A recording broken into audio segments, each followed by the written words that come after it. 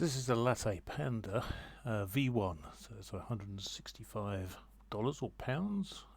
Get it from Farnell RS, Newark, and I've connected my little Pico. And what I'm trying to do is load Linux onto it, load LabVIEW onto it, and load all the hardware drivers onto it, so I have a cheap embedded platform. So I'm not going to go through the process because that's a blog article I'm going to write, but here it is with it all installed. This is a built executable. I've just built it, which is my emulator. So that's just showing how Visa works. So, I'm going in through TeamViewer here so I can record the video, so it's made the poor little thing grunt even harder than it normally does. It's obviously it's not a very powerful little beast. But here you can see it running. So the idea behind for this, or the use for this, is a small embedded solution with no real licensing issues or anything like that. So you can just build an image and create as many as you want.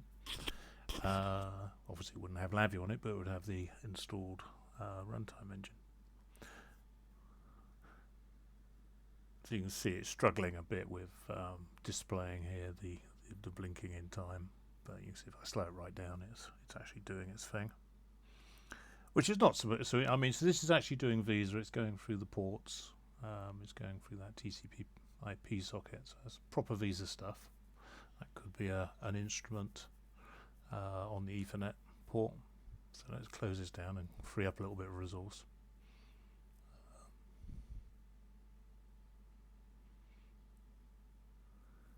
So the emulator comes from the community training initiative. So here I've just plugged in the Raspberry Pi Pico, and it comes up as serial 2. I'll show you how to see it in a bit, but take my word for it at the moment. So here it is going through, identifying itself, so it's quite happy. Turn that off,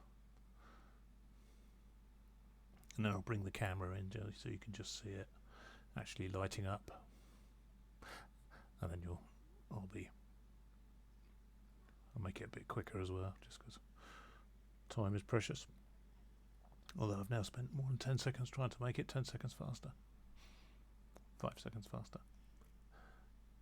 Okay, so a little bit of balancing going on here. I'll juggle screens around. I'm making out about what to do, so what I'm going to do is put it there, and then I'm going to squish the video down so I can see it, and then bring it in quick. So I'm going to run it.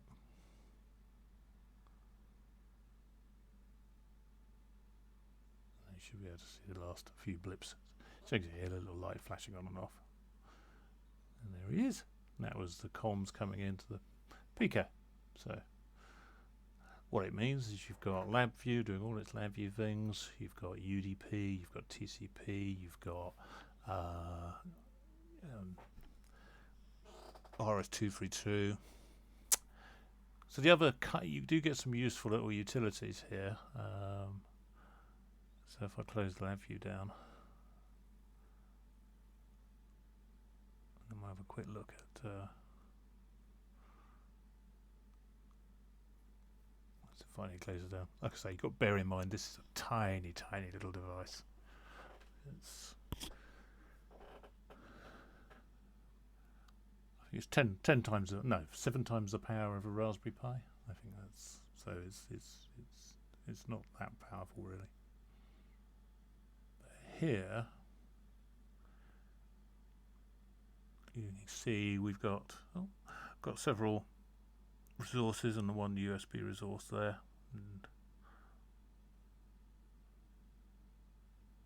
if I just refresh it, you can see it's got, so the 1, 3 and 6 are onboard ones. You can interactively control them, so this is quite a familiar sort of user this is similar to what you would spawn off from Macs to talk to things. The reason I didn't demonstrate it is because I couldn't remember the baud rate. I think it's 115, 200, but